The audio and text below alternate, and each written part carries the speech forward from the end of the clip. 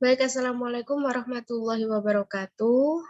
Di sini saya Nabila Miftahul Khairia akan mempresentasikan mengenai tugas review jurnal, yang mana review jurnal ini terkait dengan mata kuliah kelembagaan agribisnis. Nah, di sini saya menggunakan jurnal dengan judul Peran Kelembagaan dalam Pengembangan Agribisnis Mendong.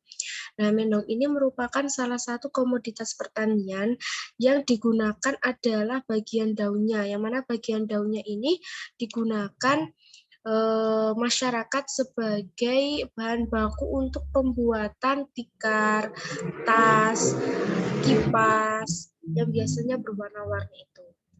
Nah, untuk mempersingkat waktu, untuk itu saya lanjutkan saja ke metodologi.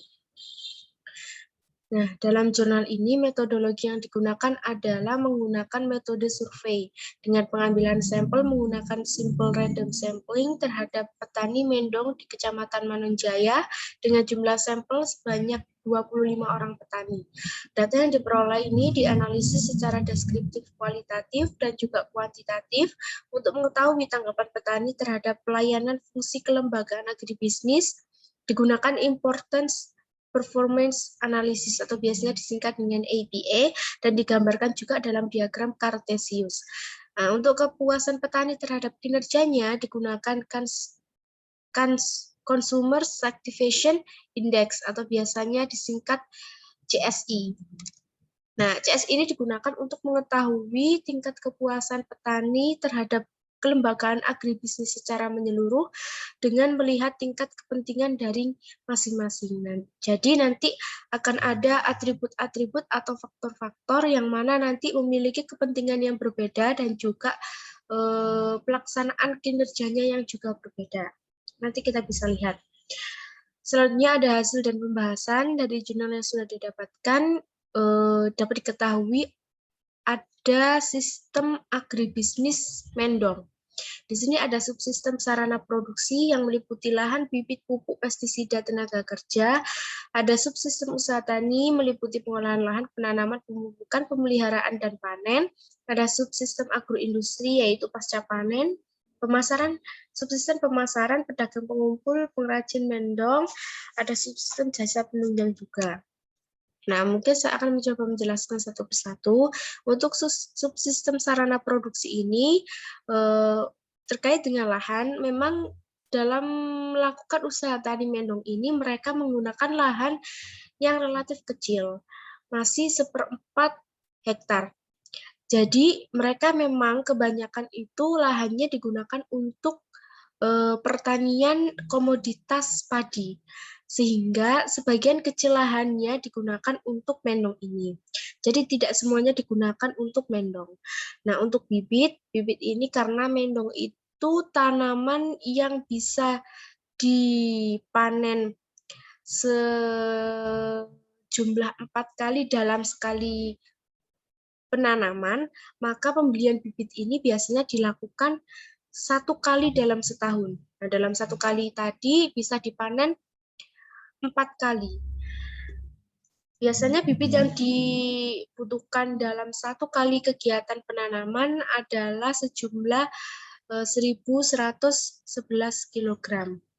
Itu per hektar. Nah, untuk pupuk ini biasanya digunakan adalah hanya pupuk Ponska dan juga pupuk urea. Dengan kadar pupuk Ponska yang 3 kali lebih banyak dari pupuk urea, karena menurut petani di sana, keberadaan pupuk Ponska ini dirasa sudah cukup baik, maka penggunaan pupuk ureanya dilebih sedikitkan, seperti itu. Untuk tenaga kerja yang digunakan, menggunakan tenaga kerja di dalam keluarga, yang juga mengambil tenaga kerja luar, yaitu penduduk setempat. Untuk subsistem usaha tani, ada pengolahan lahan, penanaman, pemupukan, pemeliharaan, dan panen. Di sini yang paling menyita waktu adalah di pemeliharaan.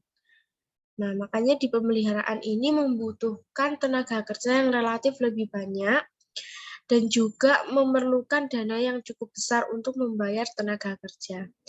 Untuk penanaman tadi saya sudah jelaskan bahwa dilakukan 1 kali dalam 1 tahun, pengolahan lahannya ini juga 1 kali dalam 1 tahun sebelum melakukan penanaman.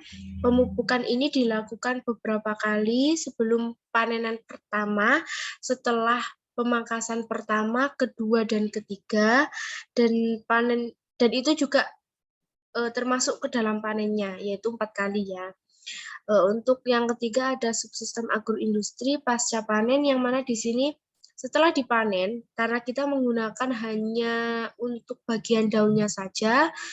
Nah, setelah daun itu tadi diambil, daun itu dijemur di bawah matahari. Nah, bagaimana kalau saat hujan? Kalau saat hujan mereka biasanya menaburkan abu dari pembakaran sekam padi, yang menurut mereka dengan cara seperti itu bisa mempertahankan daun tadi agar tidak cepat busuk saat dijemur.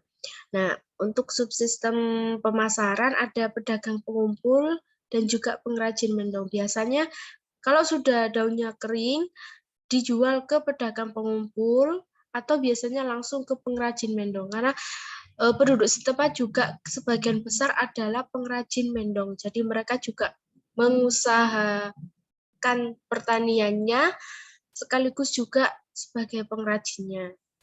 Atau dengan kata lain biasanya dijual ke tetangganya. Subsistem jasa penunjang, di sini ada pengadaan saprodi, kios saprodi yang digunakan untuk membeli pupuk, membeli bibit, dan membeli pestisida. Pestisida ini digunakan hanya untuk saat tanaman dinilai terinfeksi atau terindikasi terkena penyakit atau virus. Maka dari itu diadakan pestisida. Lembaga keuangan, lembaga pemasaran, lembaga petani, lembaga informasi.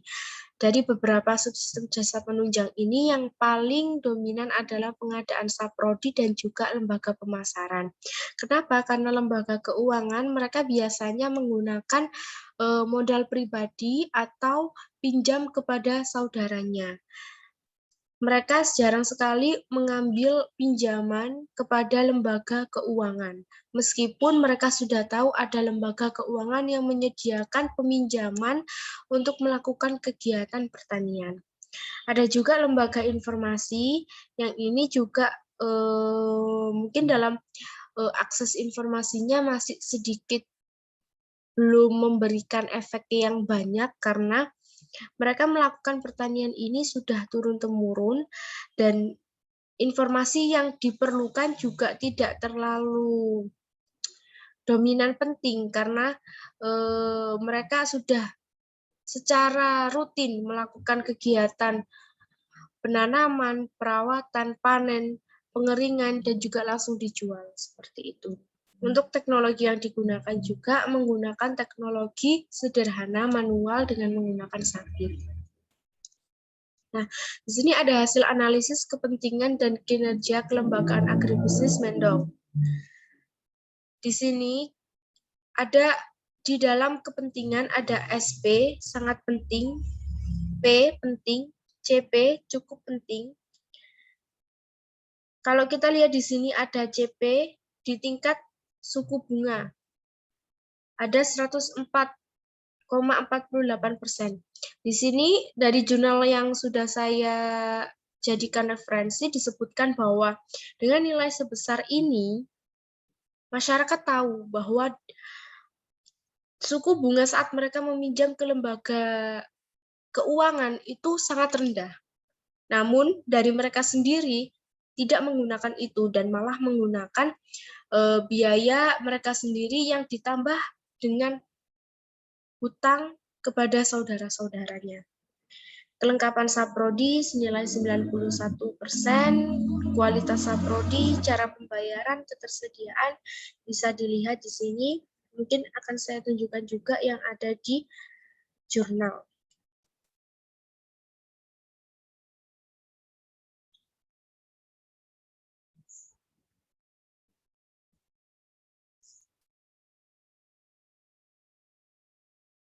Nah, ini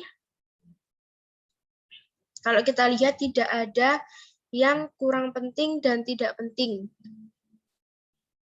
Yang ada hanya cukup penting di bagian tingkat suku bunga. Di sini diuraikan bahwasannya suku bunga yang segitu besar persennya itu tidak digunakan oleh masyarakat. Kenapa? Karena masyarakat mengandalkan hutang kepada keluarganya. Selanjutnya ada hasil analisis APA. Nah, di sini hasil analisis yang seperti ini sudah sering sekali mungkin kita jumpai di jurnal-jurnal yang sudah pasti kita sudah hafal bahwa kalau kepentingannya tinggi dan juga kinerjanya juga tinggi, berarti itu sudah baik. Yaitu di mana? Di kuadran 2. Nah, di sini juga saya cantumkan keterangan kalau satu ini kelengkapan saprodi. Kita lihat kelengkapan saprodi ada di kuadran 2. Lalu ada kualitas saprodi, ada di kuadran 2. 3 ada cara pembayaran. Cara pembayaran ada di kuadran 2. Nah, di sini kita bisa lihat mana yang memiliki kepentingan tinggi tapi kinerjanya masih rendah, dan yang mana kinerjanya yang sudah tinggi tapi kepentingannya rendah, maupun sebaliknya. Nah, walaupun di sini ada yang menunjukkan tingkat kepentingan rendah dan juga kinerjanya masih rendah, tapi bukan berarti atribut atau faktor ini tidak penting atau kepentingan keberadaannya ini masih dibutuhkan di dalam usaha tani mendong ini.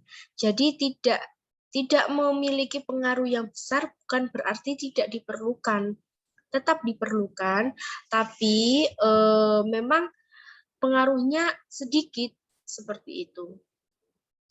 Yang terakhir ada hasil analisis CSI.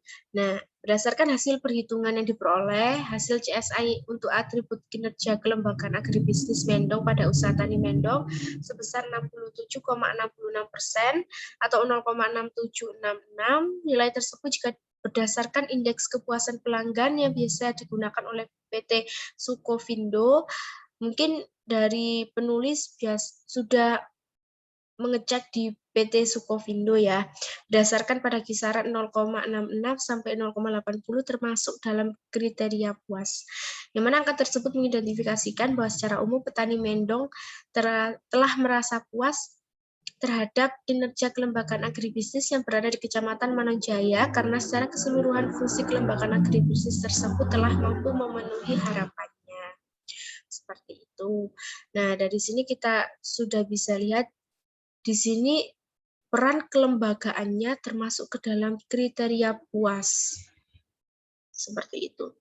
Untuk kelebihan dan kekurangan jurnal, menurut saya kelebihan jurnal ini bahasanya sangat mudah dipahami. Seperti pada di hasil dan pembahasan di sistem agribisnis Mendong. Nah, di jurnal itu dijelaskan secara rinci dan detail bagaimana adanya sarana produksi itu mempengaruhi di usaha tani mendong, bagaimana subsistem usaha taninya, pasca panennya, bagaimana mengeringkannya, itu sudah dijelaskan secara rinci. Pun begitu di metodologi dan juga di kesimpulan. Namun menurut saya kekurangan di jurnal ini ada beberapa kalimat yang menggunakan kata yang diulang-ulang. Seperti tadi saya temukan ada 10 cm, 10 cm. Yang mana awalnya ini saya bingung dalam pembacaannya. Dan akhirnya saya tarik kesimpulan bahwa, oh mungkin dari penulis melakukan kesalahan ketik seperti itu. Dan juga ada beberapa kata yang lainnya yang diulang selama beberapa kali. Seperti itu. Dan juga pada umumnya di akhir jurnal itu terdapat saran. Karena seperti yang kita bahas tadi bahwa di sini ada seperti lembaga keuangan tadi. Sebenarnya tingkat suku bunganya itu rendah, namun kenapa petani tetap tidak mau dan masih mengandalkan hutang kepada keluarga? Nah, itu harusnya di dalam jurnal ini diberikan saran seperti itu. Bagaimana cara mengatasi hal itu agar kelembagaan keuangan juga tetap berjalan seperti itu. Mungkin itu yang dapat saya sampaikan terkait dengan review jurnal di tugas kelembagaan agribisnis. Kurang lebihnya saya mohon maaf dan saya ucapkan terima kasih. Wassalamualaikum warahmatullahi wabarakatuh.